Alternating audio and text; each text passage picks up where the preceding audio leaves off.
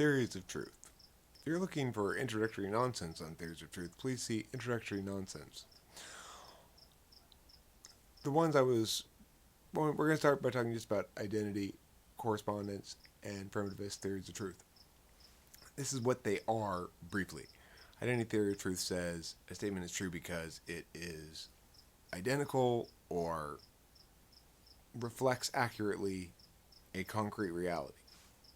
So if I say, this is a white lighter, it would be true because the sentence, this is a white lighter, accurately reflects reality.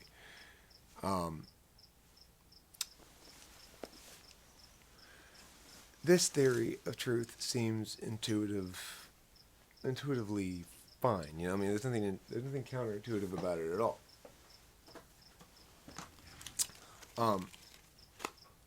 But there are multiple problems with it, which we'll get into in a little bit. The correspondence theory of truth basically says that truth is a function of agreement between agents. It's a super big oversimplification by how I understand it anyway. I'm no super expert on it or anything.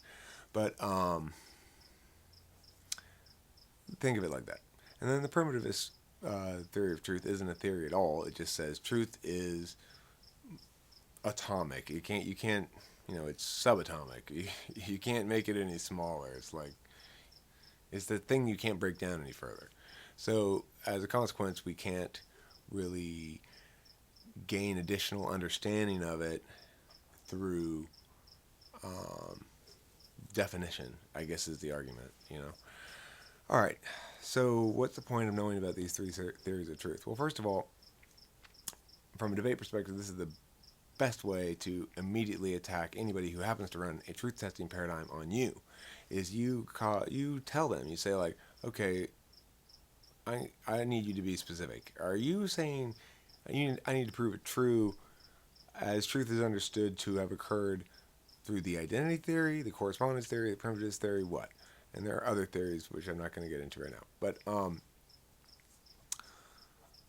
so you ask that question. They don't know what those things are, or maybe they do. Who knows? But they have to then answer it one way or the other. And if asked to explain it, you explain it just like I just said, or just like this to repeat. Well, the identity theory says that a sentence is true if it corresponds accurately with reality, or not corresponds with. Don't use that word because it's the correspondence theory. That a sentence is true if it accurately describes reality. The correspondence theory argues that it is true because of the agreement of agents that it is true. And lastly, the primitivist theory just says it's true and there's nothing more we can say about it. So when you ask somebody to tell you what kind of understanding of truth they want to run their truth testing paradigm under, you should be like,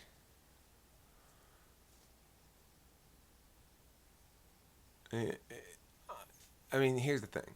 How are people going to respond to that? They're probably going to try to avoid answering the question, or they're going to ask for clarification about what those things are, or they're going to try to say all of them, or it depends, or something like that, right?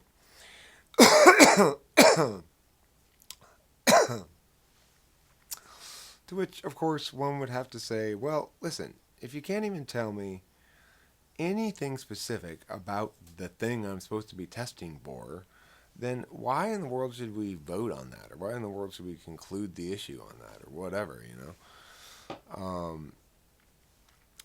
But anyway, this isn't what I meant to. This is the problem. This is why I'm saying I don't want to make these videos with an audience in mind, which is what I'm doing right now.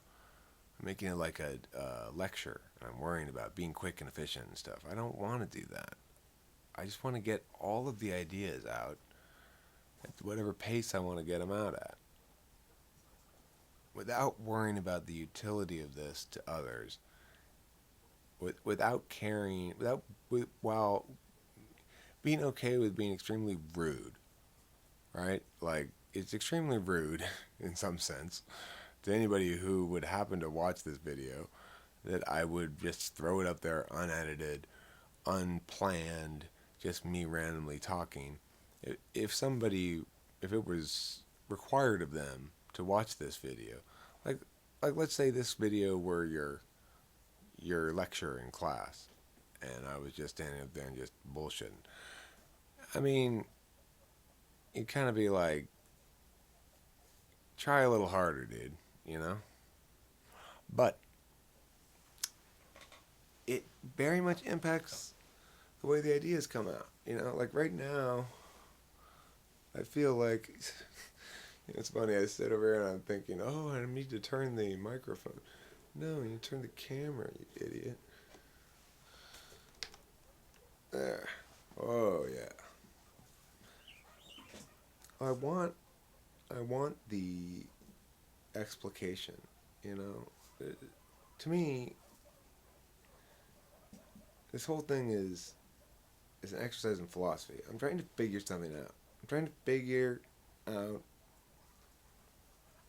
something. I don't even know what it is I'm trying to figure out exactly. That's a hard question to answer. But truth. Truth is a big component of it because here's the thing.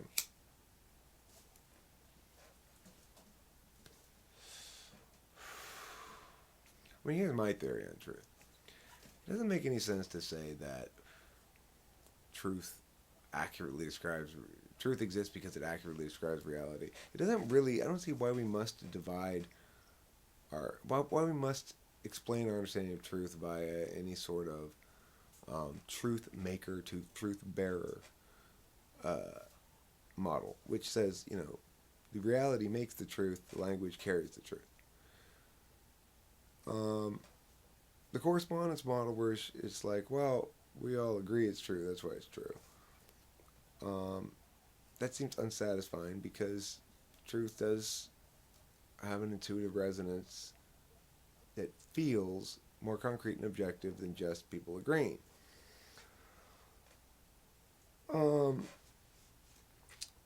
However,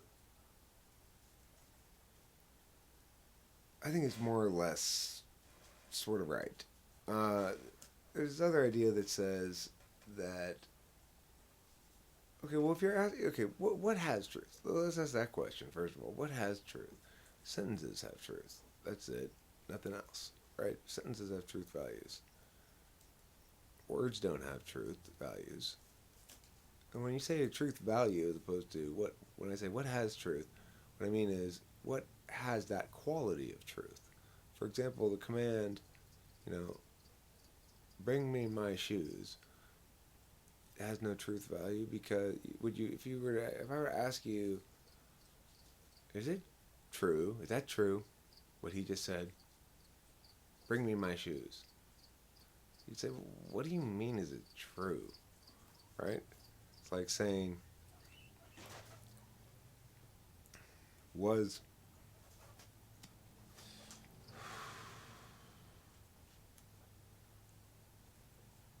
Who was that on the phone? Was it democracy? What? What do you mean? Democracy can't make a phone call. Commands can't have a truth value because they can't, right? That's not what they do. But let's try to think of a metaphysics in which commands do have truth values.